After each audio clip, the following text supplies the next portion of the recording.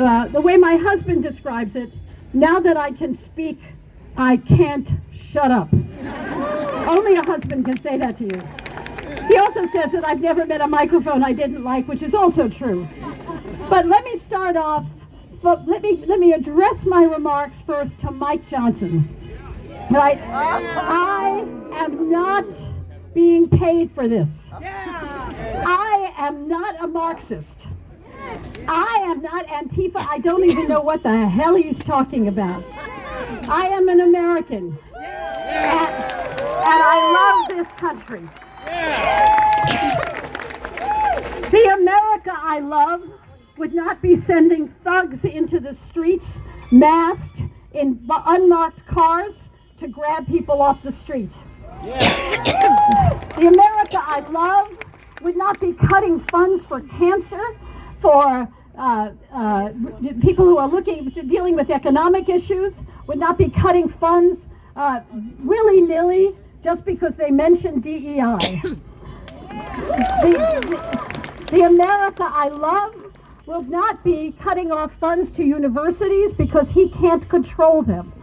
The America I love would not be bullying law firms and lawyers because they are not towing his line. The America I love would not be sending money out of blue states into red. He would govern everyone.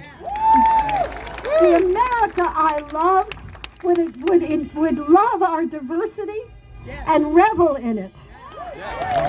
The America I love would not be bullying judges. This is not a situation where there are rogue judges. There is only a rogue president.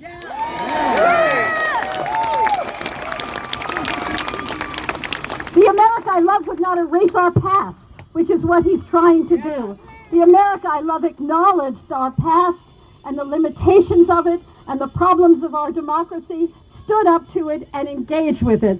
The America I love would not be dismantling USAID and dismantling life-saving work around the country. The America I love would not be dismantling the Department of Education. Every woman here in particular understood what the Department of Education did with Title IX and eliminating discrimination. That's the America I love. The America I love would not be building a gilded mansion in the White House so that he can entertain the plutocrats of the United States. The America I love would not be giving billions of dollars to Argentina and trying to bolster Bolsonaro, who are other right-wing plutocrats. The America I love would not be pardoning insurrectionists and liars and cheats just because they have money.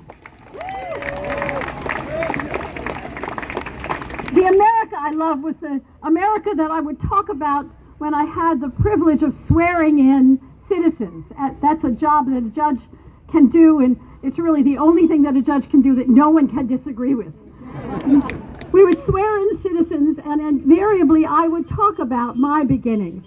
My grandparents were born in Eastern Europe. My father could not speak English until the second grade. I knew what it was like to fear the country that you lived in. My father would tell me when I came back from my first demonstration, I was so happy and so excited.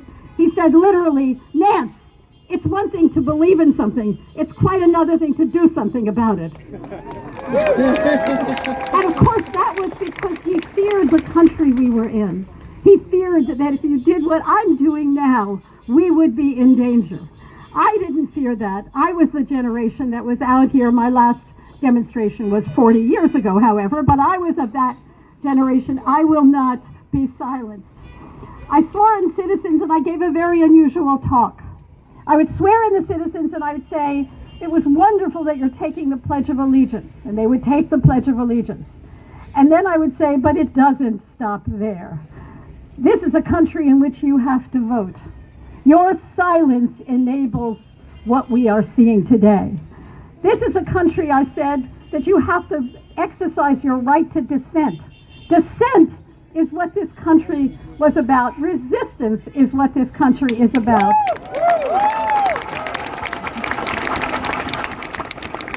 The America I love would respect the rule of law.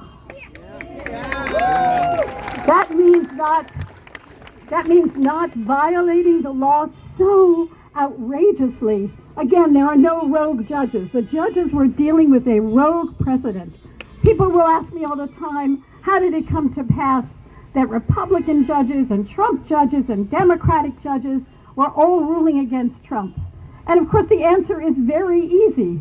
What he is doing is so far from lawful that you have to be only a sentient human being to recognize it. And happily, all the judges are. There have been 465 lawsuits against the Trump administration. 247 of them have been won. The Supreme Court is another issue. We'll understand where the Supreme Court stands if they do two things in the Voting Rights Act. First, if they conclude that the 14th Amendment was violated by majority-minority districts. The 14th Amendment was passed in order to restore rights, affirmative rights, to black people. So the notion that having majority-minority districts violates the 14th Amendment is outrageous. That's what it was about. But more important than what they do, if they come to a decision in the next 2 months, then we know they're in the tank for Trump. Because the only purpose of a quick decision,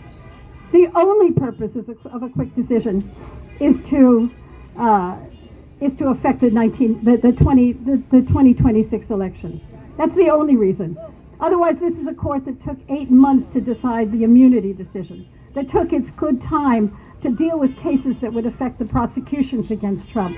So if they speed this through, then we know what we're dealing with. I think we know. I didn't think that at my advanced age I would be doing this. Right? 40 years ago we were marching here for abortion rights, and we thought we were perfecting the Union. We did not think we were saving it. We have to stop this cancer that will take years to cure. I didn't expect to be here at this point in my life, but I can't imagine being anywhere else.